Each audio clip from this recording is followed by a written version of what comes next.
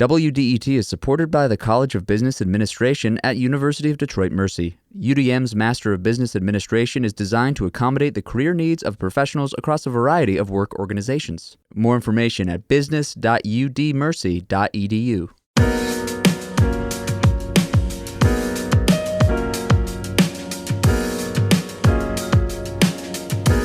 It's the Metro on 1019 WDET. I'm Nick Austin. And I'm Tia Graham. Today on the program, Passover is this week. We'll talk to a rabbi about what the holiday means for Jews in the area. But first on the Metro, the RenCen is in the news this week.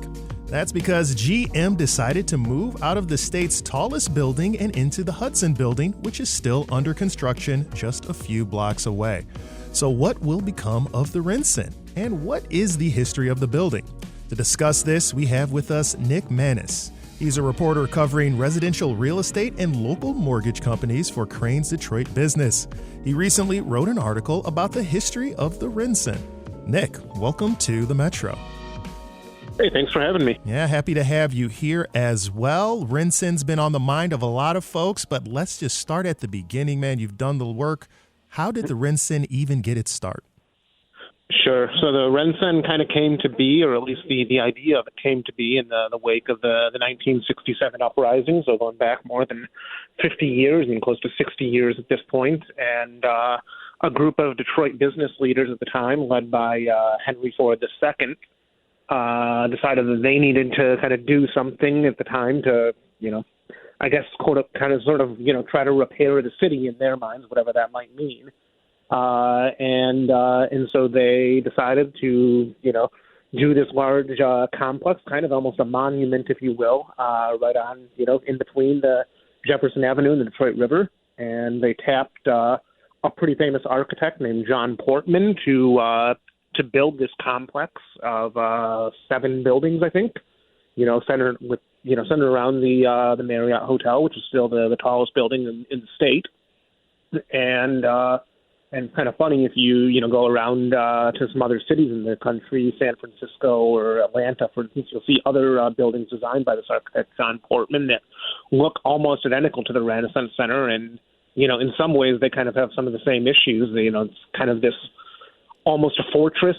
Everything is built within the complex that you need. And so now we flash forward today, and it was built by a Ford, or at least conceived by a Ford, and Ford Motor Company occupied some of the RenCen Center for a time and ultimately sold it to GM in 1996 when they decided to make it their global headquarters. Yeah, and that, I think, is an interesting story right there. Before we get into that kind of transition, when you think about it starting with Ford and then going to GM and them being competitors, you did mention how the hotel is still the tallest building in the state.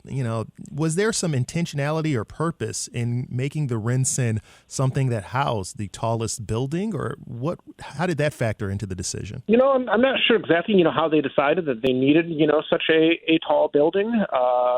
They definitely decided they needed a hotel and an office complex at the time. Whether or not that was specifically their intention to have the tallest building, I'm not sure, but nonetheless, they built this, very tall building that still remains to this day to be the tallest building in the state. No one has quite eclipsed it. I think for a lot of us, especially with postcards, the RenCen is really key to that landscape for Detroit. But this means that there was a time where it wasn't there, and a pretty significant time for us here in Detroit. Can you give us any background on what the area was like before the RenCen was built? I know that the Detroit riverfront area, going back many decades, was pretty industrial. A far cry from what we know today. Especially, the part of the river, where it is now. Obviously, you go further downriver, it's still very industrial, but that was once the riverfront as a whole. And so, they decided to do this giant complex, and GM, to their credit, since they bought it, have, contributed pretty significant money to get that, plot of land and the river walk that sits directly behind it to what we know today. The the area where we like to walk and bike and watch freighters go by. This handoff, though, from Ford to GM has to it makes me think that, if I'm Ford and Ford Jr. and this was so important to me, to have it go to my competitor and even be a tenant there for a while my competitor owns it, or at least it's contemplated, would be a little odd. Can you tell us a little bit more about that transition, why it seemed to make sense for both sides? Sure. I mean, I don't have a ton on the actual history of exactly how it came to be, but what I do know is, it was conceived outside of Ford Motor Company, but more by Henry Ford II as, kind of a business leader and the other group of leaders that he assembled at the time. So not built specifically for Ford Motor Company, but Ford Motor Company, we've learned, did at some time in, I believe, the 1980s or 1990s, occupy at least one of the towers that still stand there and that GM eventually moved employees into. Yeah. Well, I like the look of the Renaissance Center. We were talking a little bit here before we went on air. Some people seem to push back against that. But whatever the aesthetic, you mentioned issues with the building. That'd be internal to tenants. What are some of the things that you were referring to or thinking about there? And is that what's causing some of this drain or issues that we're having now with tenancy and occupancy in the RenCen? Sure. So, I mean, I think anybody who's walked through the lobby of the Renaissance Center, can attest to the complexity of navigating that, massive kind of atrium lobby that serves as a podium for these, essentially 5 towers. I think there are 2 that aren't connected.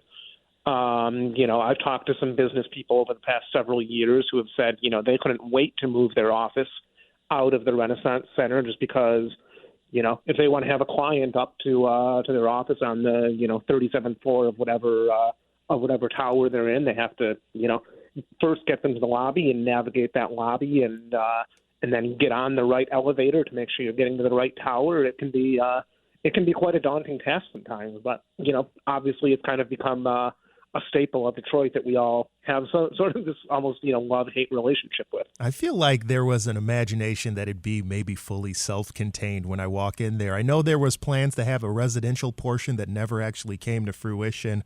Wonder what was expected with that whole layout there with the Renaissance Center. But before we let you go, Nick, you were looking into this. I think it's got to be an interesting and fascinating story. I want to give you an opportunity. What stuck out to you when you were looking at the Renaissance Center? Anything that you thought was really intriguing, or you wish more people knew about the development of that building? Sure. I think, as I mentioned earlier, if you go to some other cities, you'll see, this architect named John Portman who did, other similar kind of complexes in other cities. Specifically, I think Atlanta, San Francisco, Los Angeles. I've actually been in the ground level kind of mall aspect of the San Francisco one, which is right on San Francisco Bay. What I kind of found interesting, and actually I got to give some credit to my colleague, Kirk Pinn, who just did a story for us earlier this week, looking at specifically those complexes that this architect named John Portman did, and they're very similar, kind of complex lobby atriums.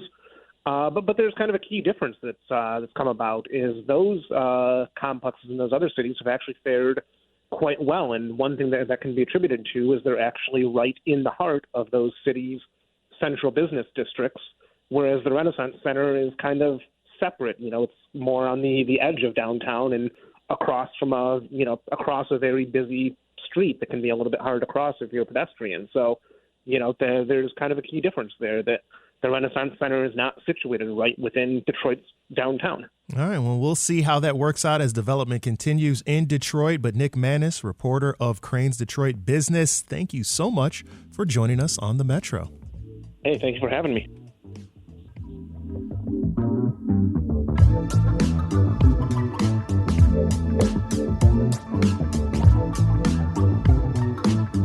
This is the Metro on 101.9 WDET FM. Coming up, Passover is this week. We'll talk with a rabbi about the age-old celebration. You all stay right there.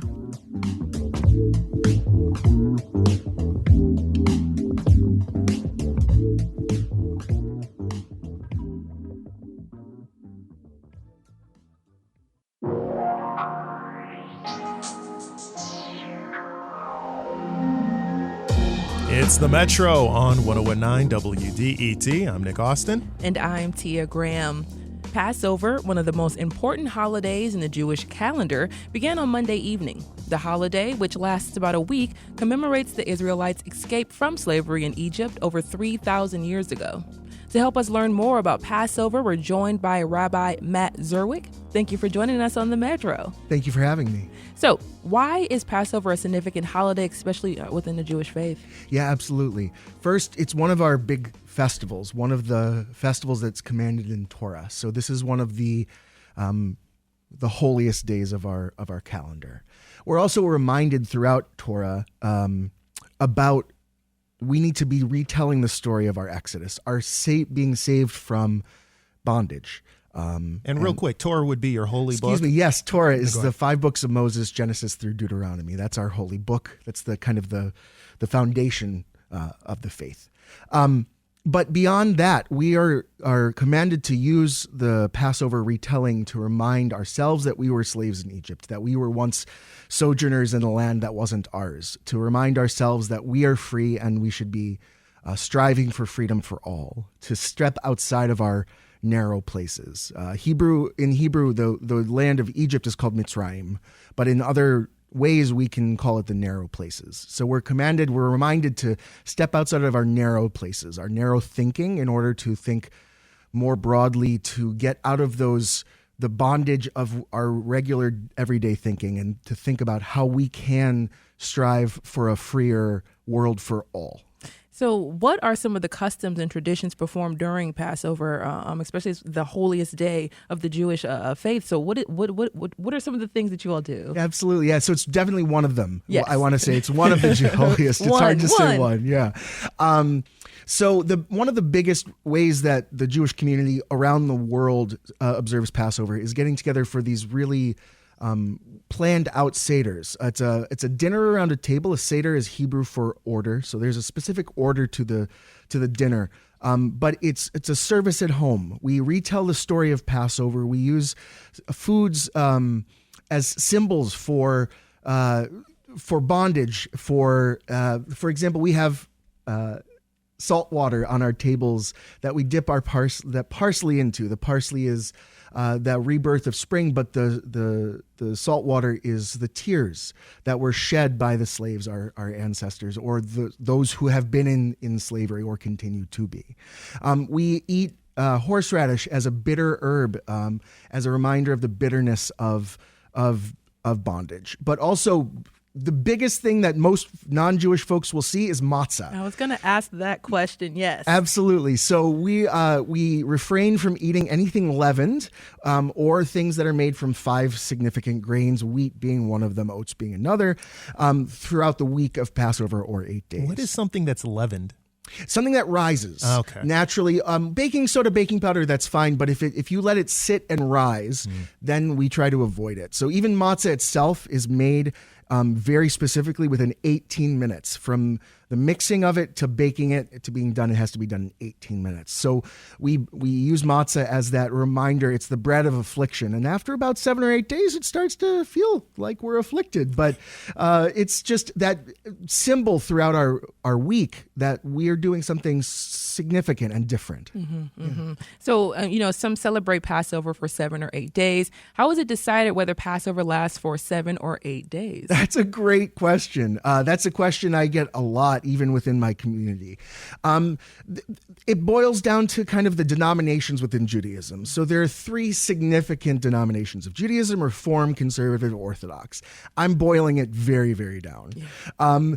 The Orthodox and Conservative communities celebrate 8 full days. The Reform community tends to celebrate 7. It has to do with timing.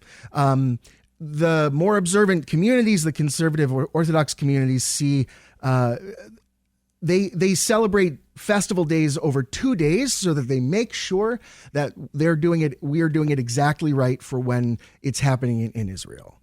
In the Reform context, we know what time it is. We kind of have agreed that this is a calendar, and we are comfortable celebrating one holy day as opposed to 2. So if we strip out that one extra holy day, it's a 7-day holiday, but with that additional holy day, it's 8. So, I think about, of course, everything that's going on. October 7th and the fighting in Gaza has brought so much pain to so many people, especially a lot of folks here in the Metro Detroit area. How has the fighting affected Passover for you and your congregation? Absolutely. I've been to a number of Seders this year, and many. The one I went to, the first night, was very much generational. We had 3 or 4 generations represented, and depending on the generation, really kind of dictated how people were approaching the holiday. It was impossible to observe Passover this year without talking about it.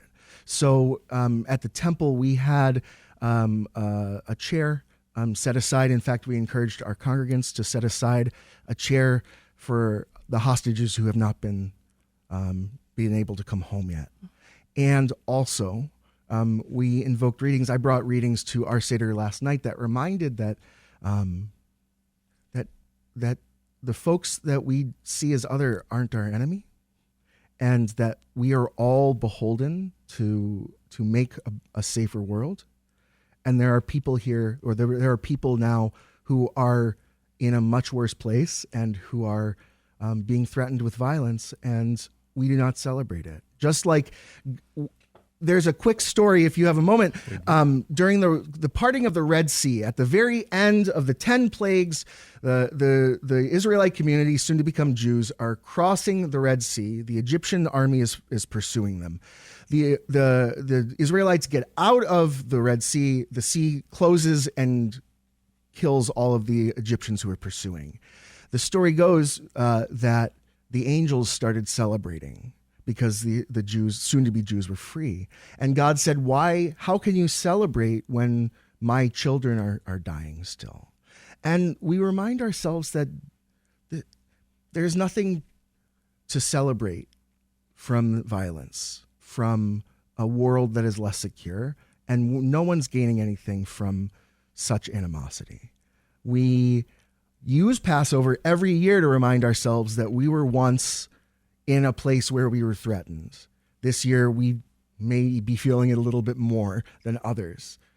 And we use that as the impetus to spend the rest of our year, hopefully, working to make sure that what we've gone through isn't going to continue. Sometimes we get it right, sometimes we don't. But I know that those folks around our Seder tables were really, really worried about everybody who's been innocently affected by all of the awfulness that's been happening.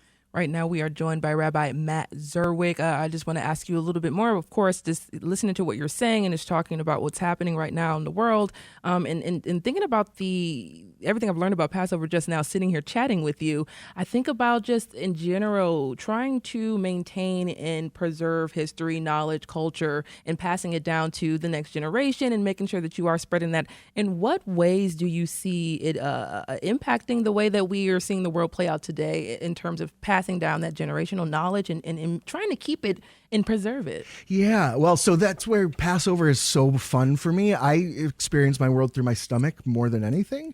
So recipes passed down over generations, how our great grandparents made a certain dish or a brisket recipe or what have you that has been passed down that we still do today that are still very much alive.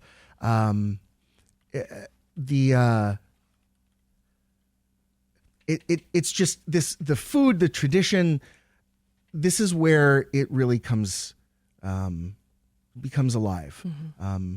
We're also reminded throughout generations, especially the last 3-4 generations, of the pain our grandparents, my grandparents, our parents' parents, and went through. My own story, one of my grandmothers was a child in Germany when she was kicked out. Thankfully, she was able to be here, but my great-grandfather, their family home was taken. And so there's this rawness still that we're not that far away from this persecution. And it does remind us, and it does feel a lot more real than it may seem from a story. If we're just telling a story from Bible, it's a story, and it's important and can be really meaningful. But when you layer it on the generations of pain that kind of fit into that narrative, it's a much bigger telling. It's a much bigger event and story than simply an exodus. It's all of the exoduses. It's all of the times we've been able to make it through to safety when we have been seriously threatened. Yeah, that's one of the biggest takeaways I was taking from this. Is just like so many different things, and yet, Passover has been this constant within the Jewish religion, Jewish faith, that has continued on to push the people on, to push the Jewish people forward. So I just wanted to make sure we hit on that. And before I let you go, is there any specific message you would like to share before we part about the meaning of Passover? Yeah, that's a big question. Every year, there's a different sort of meaning I take. Every year, we're in a different place than we were the year before. So I see it from where I am this year. And this year, what I'm taking from Passover is that from our telling of this story, Jews all over the world want to create a better and safer world. What that might mean may differ. The truths that we operate from may differ, but that desire to create a better and safer world for all is very much alive in a lot of the Jewish community. Rabbi Matt Zerwekh, thank you so much for joining us on the Metro today. And once again, have a good Passover. Thank you so much for having me. You're welcome.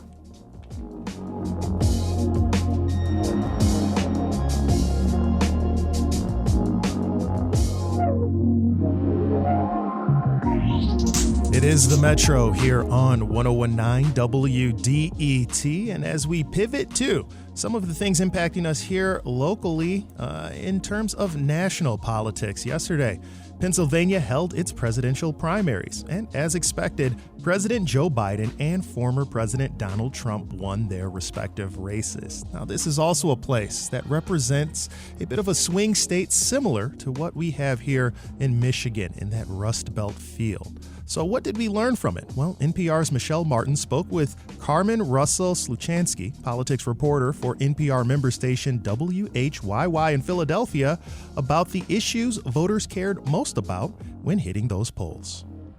So what issues were important to the voters that you spoke with ahead of Tuesday's primaries? Well, that depends on whether you're asking Republicans or Democrats, really. Republicans I talked to mostly brought up border security and inflation. So, for example, I talked to Kim Crowley, a professional house cleaner at the Trump rally here a couple of weeks ago, and this is what she had to say. We are in such a state of despair in America today that our only hope is Trump. I work 40, 50 hours a week, and I could barely afford groceries, gas for my car, and everybody is struggling. So as you can hear, she equates Trump with lower gas and food prices. And what about Democrats? Well, Democrats, on the other hand, are focused on abortion and what they see as threats to democracy. So like when I was up in Allentown, I talked to Naftali Charles, a student at Cedar Crest College. Well, I believe that women should still maintain their abortion rights because it's their body. And sometimes abortion is good for their health, for their physical and mental health. So, yeah, I'll probably be fighting for that. That said, there are also, a number of contested statewide seats. And so that's another reason people were coming out rather than just specific issues. Well, to that point, one of the things that we've seen in other states is people sort of using their primary votes as a way to protest or make a statement about the Israel-Hamas war, specifically Biden's stance on it. Did that make its appearance in Pennsylvania? What did it look like? Oh, yes, definitely. So there was a movement here similar to what you saw in Michigan. They called it uncommitted PA. Now, it was a little different than in what you saw in Michigan because there wasn't an uncommitted choice on the ballot that they could just choose. So they had to ask protest voters to write it in. Well, official results are still coming in, but what we know so far from the counties is that there are over 58,000 write-ins on the Democratic primary ballots. Now, we can't really be sure how many are actually for uncommitted, because like I said, official results are still coming. But in the last few weeks, I have had the opportunity to hear from several Arab American voters and others who are upset about the U.S. military aid to Israel, such as Noor Bowman, a student at Drexel, who was at an Eid prayer in protest. I can't predict what's going to happen, but what I can do is base my decision on what I know is happening now. And what I know is that Joe Biden is a horrible, horrible, horrible leader with regards to what's happening in Gaza. So for its part, the Biden campaign has said that the president is working towards an end to the violence in Gaza and Israel. More than 50,000 votes may not sound like much, but we got to remember Biden won Pennsylvania by over 80,000 votes in 2020. Okay, so very briefly, Pennsylvania has the most electoral votes out of any state that's seen as competitive this year. Very close races, as we saw in 2016 and 2020. Any clues that helps us look forward to November?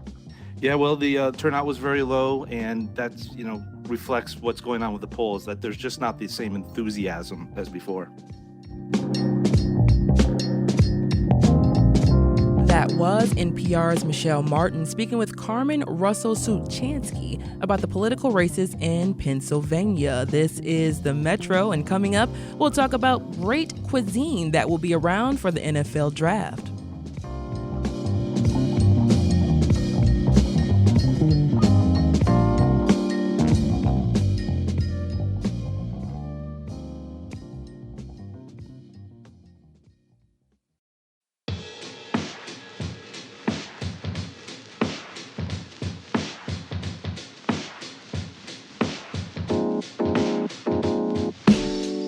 It's the Metro on 1019 WDET. I'm Nick Austin.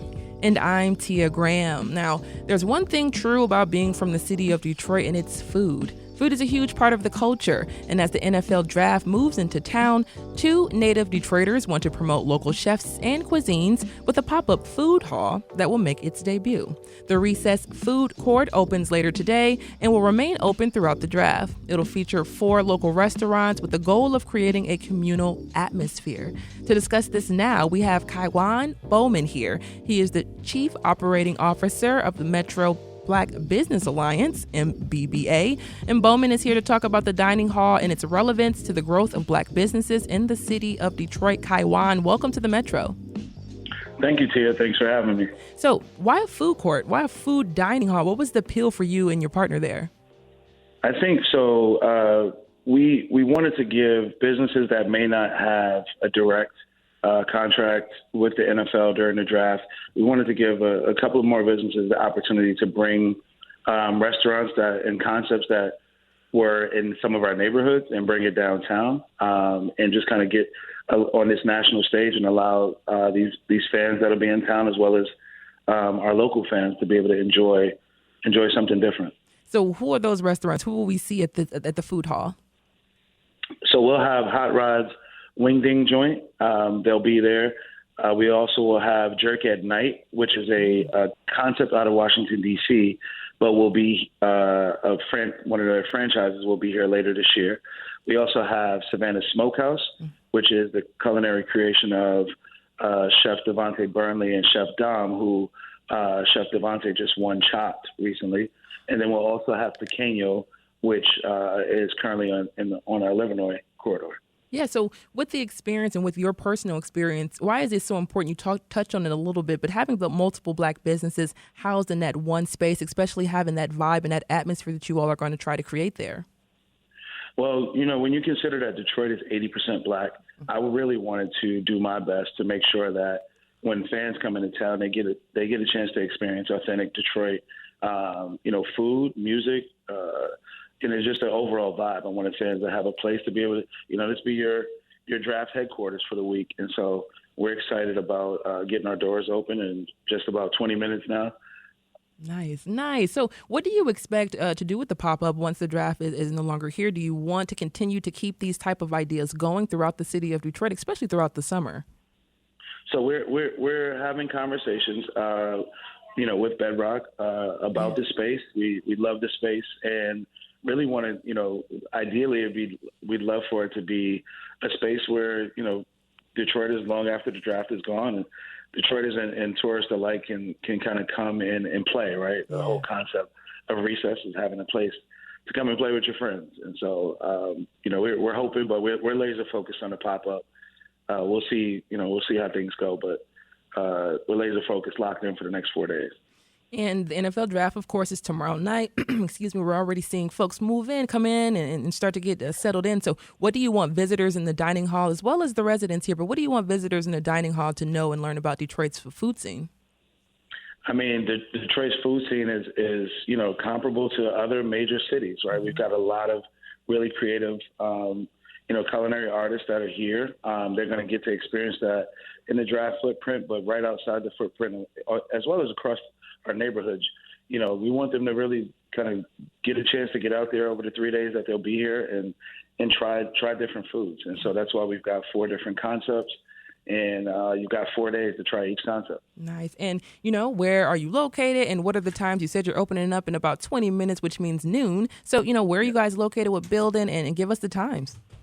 Sure. We're located at 160 West 4th Street, right on the corner of 4th and Shelby. We'll be open from 12 p.m. to 2 a.m. Every day from Wednesday, Thursday, Friday, and Saturdays. Wow. All righty then. Well, Kaiwan Bowman is the Chief Operating Officer of the Metro Black Business Alliance, MBBA. Thank you so much for joining us on the Metro, letting us know about the Recess Food Court, and hopefully we can see it throughout the summer. Yes, thank you.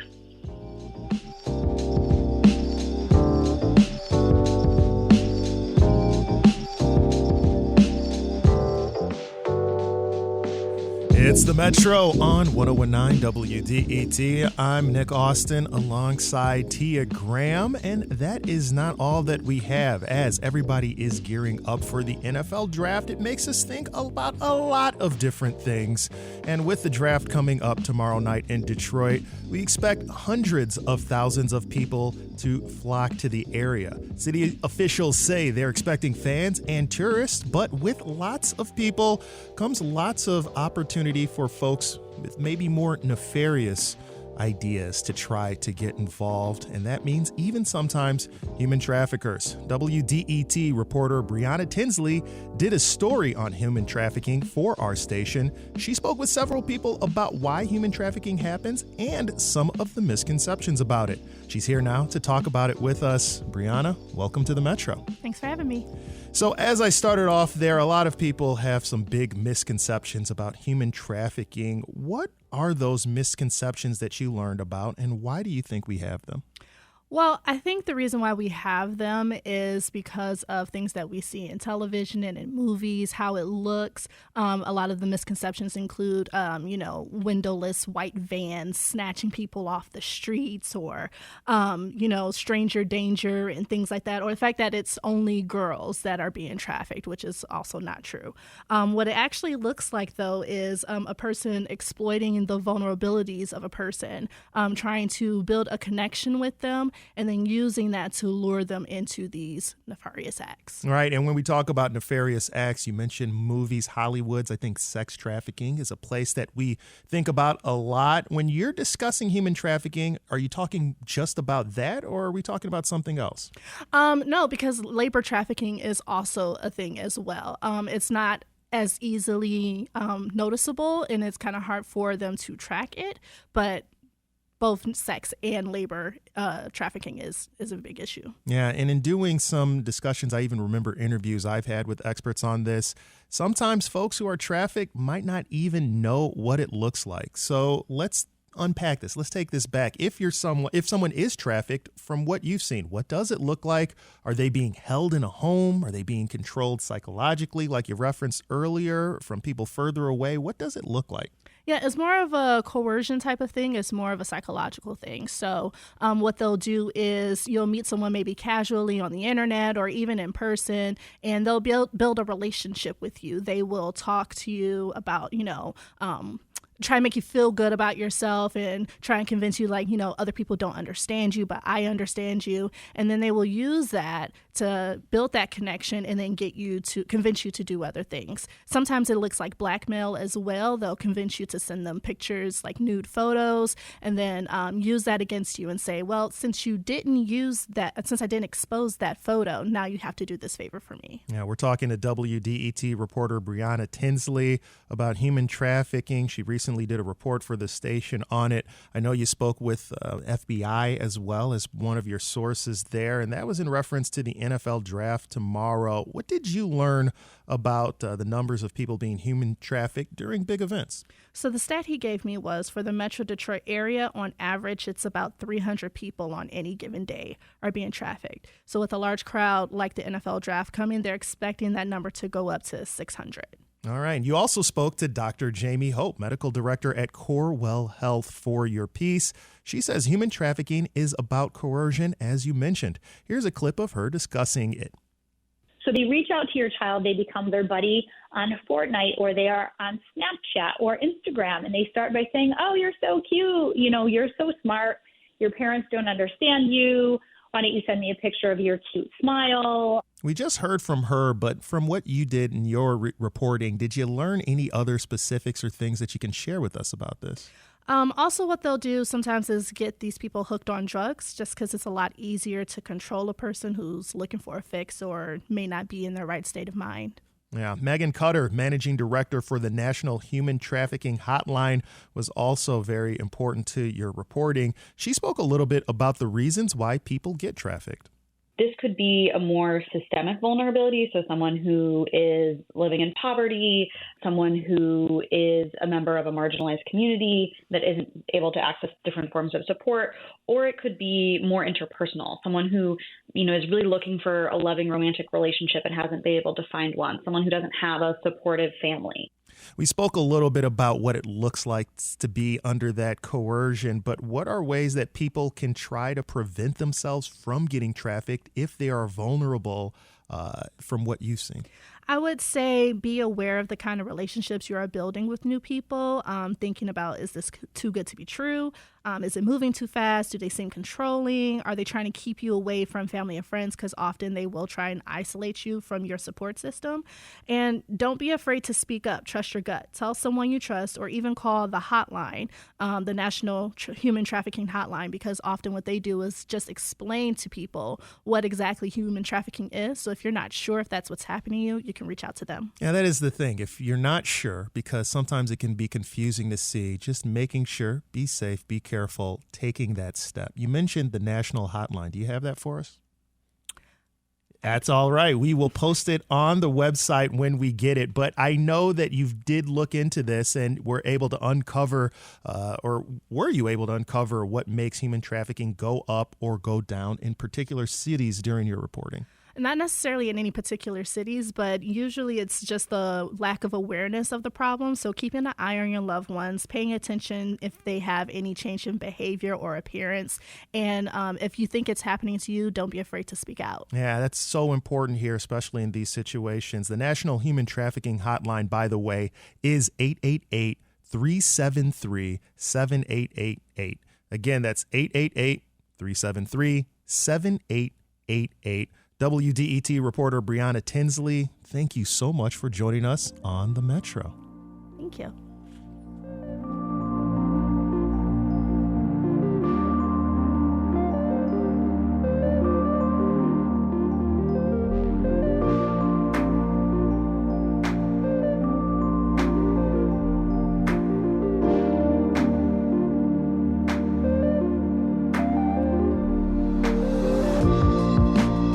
This is the Metro on 101.9 WDET FM. You just heard from Nick Austin and WDET's Brianna Tinsley. Now, just taking a quick look at the weather forecast, we do have a freeze warning in effect through tomorrow morning. You'll see lows near 29 degrees tonight. We'll get to a high of 48 degrees today. Tomorrow, draft day itself, we'll see a high around 56 degrees and a low near 37. So make sure you are warm and bundled up.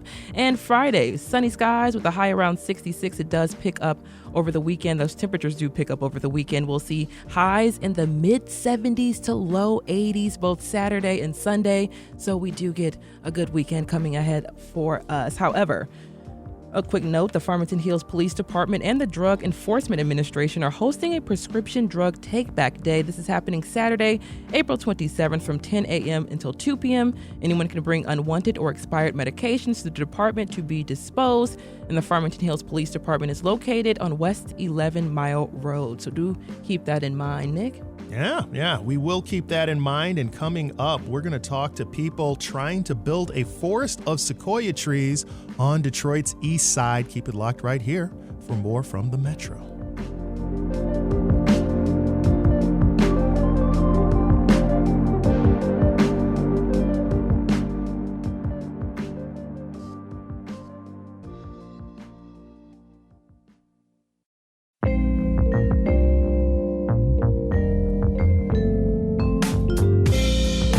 It's the Metro on 1019 WDET. I am Nick Austin. And I am Tia Graham. A nonprofit in Detroit's Pole Town East neighborhood is working to plant Detroit's first ever forest of giant sequoia trees. Birch Kemp is the co-founder and executive director of Arboretum Detroit. He spoke with WDET's Jenny Sherman about how the ancient trees have shown their ability to thrive in Michigan's climate. We have 20 in our neighborhood that are about 6 years old, and they're doing great. Actually, they're super climate resilient tree. You know, the first time I heard about the one growing in Manistee, I was really surprised and thought, how are they protecting it? What's going on, you know? And they're not protected. They're right there in full western Lake Michigan wind. And so how did you come to partner up with Archangel up north? There's 20 trees in our neighborhood that were given to us 6 years ago, and we've given those out to neighbors from our tree nursery and planted them in the Arboretum. But we never really talked about doing something bigger. You know, I've kind of said for years, like, come on, like, let's have a whole arboretum or one of our parks that's dedicated just to Archangel trees, you know, just to kind of create the awareness and the education in the city about it. And it hasn't happened. But this year, when I mentioned it again, he said, yeah, let's do something. I'm ready to, I want to see a giant sequoia forest in Detroit. He's helped plant giant sequoia forests in Long Island and in California and other places in the world, and he's like, why am I not doing this in Detroit where I'm from? And so he got really inspired this year, and so actually we set up a meeting with him and came up to Copenhagen to talk to him, and he wouldn't let us leave without trees, so we packed 100 little seedlings into our car, and now they're at home, and they're going to be planted in our nursery next week. Maybe 2 weeks after the last frost date, because they're such young trees. But he insisted that we take at least 100 trees. He wanted to squeeze 200 in there, but we were just driving a little Subaru Outback, you know. So kind of playing off of his enthusiasm, we're like, yeah, let's do it. Let's do it. How many trees are you planning on planting in total in this forest, and where do you think the forest would go? Well, currently we have 100 trees that will live in the nursery for at least 6 months, maybe a year, maybe 18 months, depending on, you know, the timeline of the project. Right now, we don't even know where they're going to go. We don't know what specifically what the land is. We know that for 100 trees, we want about 2 to 3 acres. So that's kind of a lot of space we need. And there's plenty of space in our neighborhood. I mean, as you know, Detroit's full of vacant and neglected land, so that's not a problem. It's just the process of acquiring land, the funds, going through the land bank or not. Maybe it's Detroit Public Schools land, but that's a whole other, process. But if we get the right land and the right amount of land, I think we would plant 200 giant sequoias and other native trees with them, other understory trees, other meadow plants, so it's not a monoculture or anything. Why are sequoias in particular so beneficial for the environment, and especially in a city environment like Detroit? So we're in Poletown, and I feel like we have the space and the need, considering like our environmental justice history and the neglect that our neighborhood has faced, and the pollution load that we face with the freeways and the waste industry. So we're trying to make up for a lot of high carbon activities and a lot of polluted neighborhoods. So giant, very fast, and the shade, oxygen, and the cooling that we want faster. So why not? That was Birch Kemp of Arboretum Detroit, speaking about Detroit's first forest of sequoia trees with WDET's Jenny Sherman. Looking forward to that.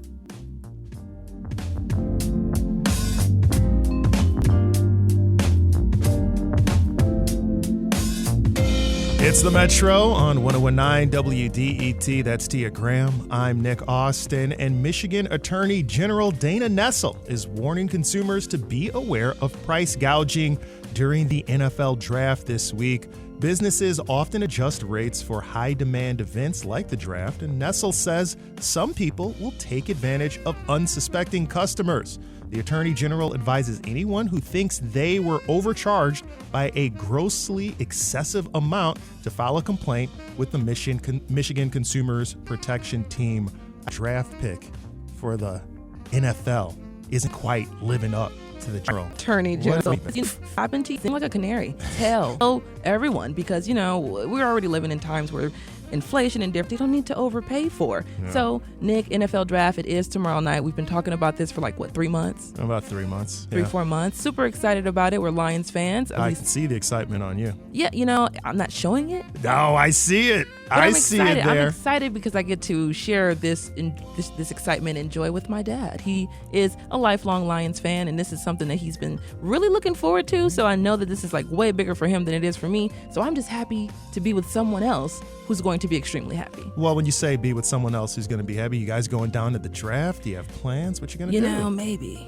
Or at least... A little touch and go. Yeah, it's nuggy and gloves and a scarf, the whole 9 yards, hand warmers. You know what I love about events like this is I like talking to just random out-of-towners, right? Who come through and they have these stories, and I've been a random out-of-towner in strange lands. And so often people have treated me nicely. I'm like, you know what? I'm coming back. And I want to give that same experience to some other people. So it should be pretty fun out there. And you get to meet some folks who ain't quite like you. Teach them a couple things about the area they don't know. They teach you some stuff that you didn't know. We bring people together in this thing called football. I love it. I'm looking forward to it. I'm looking forward to it as well. Just like you said, people coming into town, they don't know Detroit. They haven't been to Detroit in years, maybe 20 years. 15 years, 10 years, whatever it may be. It's not the Detroit that you're used to. It's not the Detroit that you know or knew. You get to inform some people. Sometimes you get to save them. I remember sitting around at a restaurant and someone's asking, where are the best wings, right? And, I'm like, there's a lot of places. I'm about to give some recommendations and some guy's about to send them out to Warren. I'm like, I think you're missing the point. Yeah. No heat on Warren and their wings. Not at all. But this person was staying downtown. They wanted some of the local flavor. So if you're around here... What was your recommendation? I said Sweetwater. I was going to say, but, yeah. But you can never go wrong with that, and it tastes so good, right? But so many options. Don't need to be hipper than hip. That's a solid wing. That's a great wing. People have been loving them for years. And you're going to have a good time if you go eat there. I'll tell that to any out-of-towner. It's going to be hip. I mean, I could have said cool. I could have said 23 Skidoo. I got a lot of old-timey sayings for Sammy you, Tia. Davis in here. We got Sammy in here right now. I mean, there was a lot more where that came from. I will remember to just have one teed up for you in the future whenever I do. Every day I want another, I want a Rat Pack reference every day. Hello, Detroit, Sammy Davis Jr. Oh, my gosh, such a good time. But the draft's coming up. The point is, get out there, enjoy it, even if it's a little bit chilly. Doesn't happen all the time. Other people, so I'm looking forward to it. Especially when the Lions are good. It's really alive here. The Metro for Wednesday, April 2nd. And Squadcast Metro is a production of WDET, a listener-supported service of Wayne State University. If you're and want to support the Metro, consider becoming a member at WDET.org/donate. Yeah, this is WDET FM, Detroit Public Radio, your connection to news, music, and conversation. Thanks for listening. Talk to you tomorrow on Draft Day. On the Metro. Don't forget to cover your plants tonight. It's going to be freezing.